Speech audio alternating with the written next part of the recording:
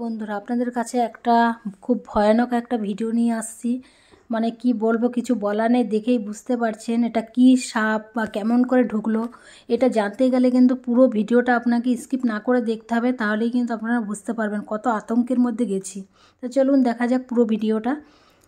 কথা হচ্ছে, আমরা নতুন ঘরে ঢুকেছি 22 তারিখে। 22 তারিখে ঢোকার পর মোটামুটি বুধবার ছিল 22 তারিখ, আর এটা হচ্ছে রবিবারের ঘটনা। 22 তারিখের পরে আমরা মাল শিফট করিনি, মাল শিফট করেছি আমরা রবিবার। ঠিক আছে, রবিবার এবার বস্তার মধ্যে দিয়ে পাশেই আমরা ভাড়া ছিলাম। তাই আমি বললাম তো রবিবার যখন ঘরে ঢুকবো, তাহলে রবিবারে সব বস্তা বস্তা করে আস্তে আস্তে করে মালগুলো ঢুকিয়ে রাখি, তাহলে রবিবার দিন সব একজন লেবার ডেকে বা দুজন লেবার ডেকে মালগুলো ঢুকানো হবে। সেইভাবে করে আমরা রবিবার দিন সব ঢুকানো হয়েছে। সারাদিন এত কষ্ট খাটনি হলো। তো আমি বিকালবেলা সন্ধ্যার দিকে করেছি কি, বসে বসে বস্তার থেকে সব মানে মালগুলোকে বার করছি। বার করে এবার বুঝতে পারছেন নতুন ঘর, নতুন ঘরে মাল রাখতে গেলে কত খাটনির ব্যাপার, গুছানো বাগানো, মানে এত কাজ চিন্তার বাইরে। যারা যারা শিফট হয়েছেন নতুন ঘরে বা ভাড়া ঘরে তারাই জানেন যে কত কাজ বা কত খাটনি। তার মধ্যে যদি এই রকম ঘটনা হয়, মানে আতঙ্কে অবস্থা খারাপ হয়ে গেছে যে নতুন ঘরে এই জিনিসটা আসলো কোথা থেকে। স্বয়ং ভোলে বাবা চলে এসেছেন আমাদের ঘরে। তো ভোলে বাবাটা কি পুরো ভিডিওটা কিন্তু দেখবেন, তাহলেই বুঝতে পেরে যাবেন। দেখুন, তার মধ্যেও কিন্তু আমি ভিডিওটা তুলেছি, কারণ আপনাদেরকে সঙ্গে সব কিছু শেয়ার করি, তার জন্যই ভিডিওটা কিন্তু আমি তুলেছি। এবার দেখুন, আমি বসে বসে করেছি কি, বস্তা থেকে মালগুলোকে বার করছি।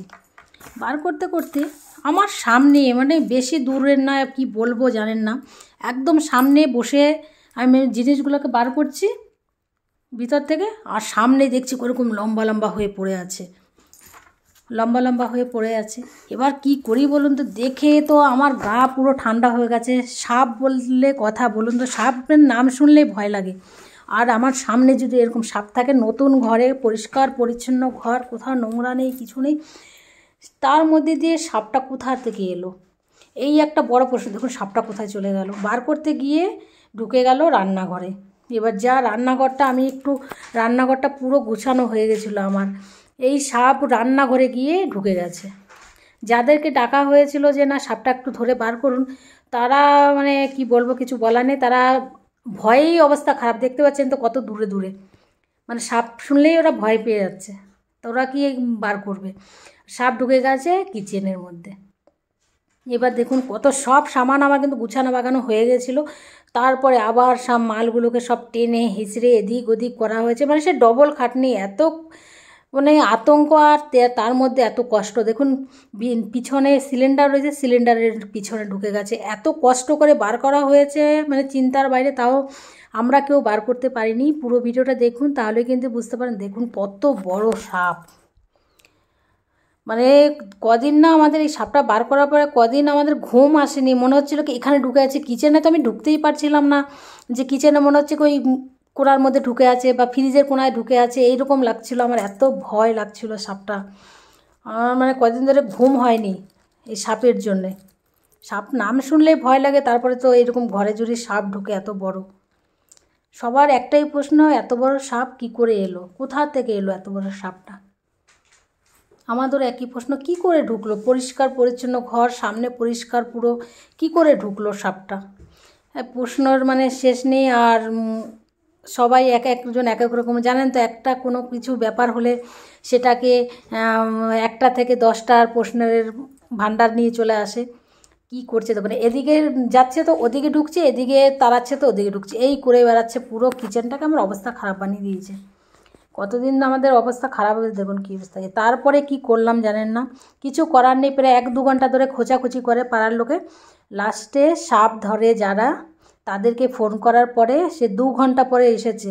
মানে মোটামুটি 7টা 7:30 কেস, সেইটা হয়েছে 10:30 11টার সময় সাপটা ধরা পড়েছে। ওরা এসে সঙ্গে সঙ্গে সাপটা ধরে নিল। সাপ তো মানে ধরলোই, তারপরে আবার পয়সাও লাগলো, মানে সব দিকেই লোকসান।